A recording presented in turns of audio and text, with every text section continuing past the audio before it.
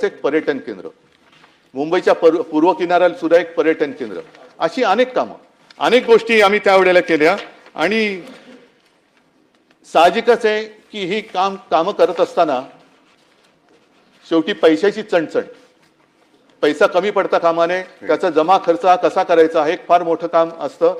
आणि तिथे आता माननीय उपमुख्यमंत्री जी आपण जे बोललात, अजितदादा यांनी खंबीर साथ मला दिली, त्याच्यामुळे त्यांचं सहकार्य हे मी कधीच विसरू शकत नाही.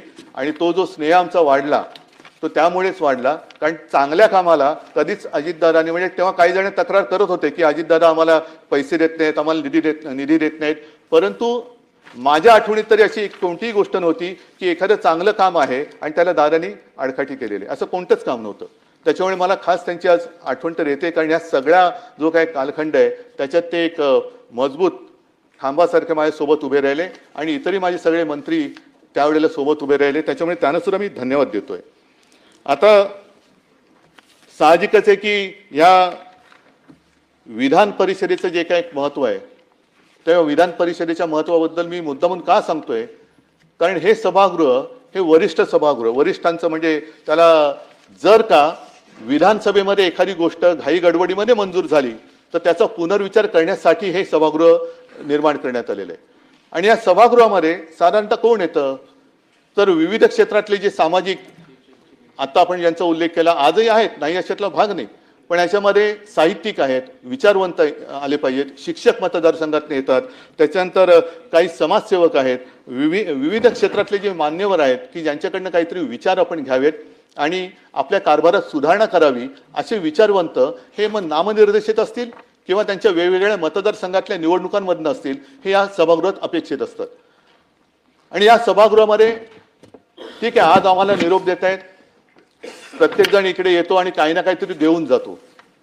आम्ही काय दिलं हे आम्ही काय सांगण्यासारखी गोष्ट नाही, ते जर काय दिलं असेल तर काय असेल ते असेल.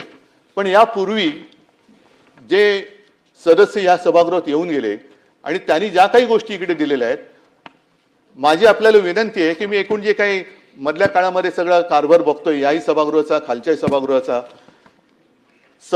सदस्य जे निवृत्त होत आहेत त्यांना आपण निरोप जरूर द्यायला पाहिजे, कारण ती त्यांची तेवढी टर्मच असते. पण आजपर्यंत ज्या दिग्गजांनी जे आपल्याला संस्कार दिलेत आणि परंपरा दिले, त्याला मात्र या सदस्यांनी, जसं हे सभागृह कधी विसर्जित होत नाही, तसंच त्यांनी दिलेले संस्कार आणि परंपरा याला सुद्धा आपण कधी निरोप देता कामा नये, ह्याची खबरदारी आपण सगळ्यांनी घ्यायला पाहिजे. आणि या सभागृहामध्ये जर का थोडीशी जुनी नामावली काढली तर अगदी सुरुवातीपासून पद्मभूषण शकुंतला परांजपे, रँगलर परांजपे यांच्या कन्या, ज्यांनी स्त्री महिला क्षेत्रामध्ये फार महत्त्वाचं काम केलं, विशेषतः कुटुंब नियोजन असेल आणि महिला शिक्षण असेल, याच्यावरती त्यांचं योगदान हे फार महत्त्वाचं आहे.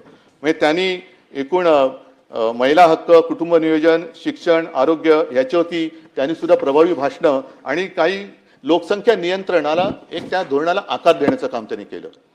त्याच्यानंतर असे अनेक जण आहेत.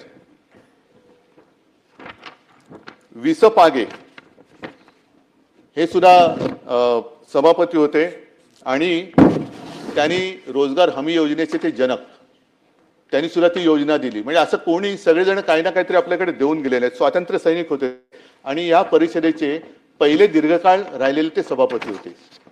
त्याच्यानंतर एक थोडंसं वेगळं उदाहरण मी आपल्याला देणार आहे, ते म्हणजे विठ्ठलराव हंडे, विरोधी पक्ष नेते होते, शेतकरी कामगार पक्षाचे. आणि इगतपुरीचा प्रसिद्ध जो लढा होता तांदळाचा, कारण हा वाद जुना आहे, त्यावेळेला ते राज्याची एक मांडणी होती, त्याच्यामध्ये गुजरातला शेतकऱ्याच्या तांदळाला जास्त भाव मिळतोय आणि माझ्या महाराष्ट्रातल्या तांदळाला कमी भाव मिळतोय, म्हणून विठ्ठलरावांनी लढा उभा केला होता. आणि ते विठ्ठलराव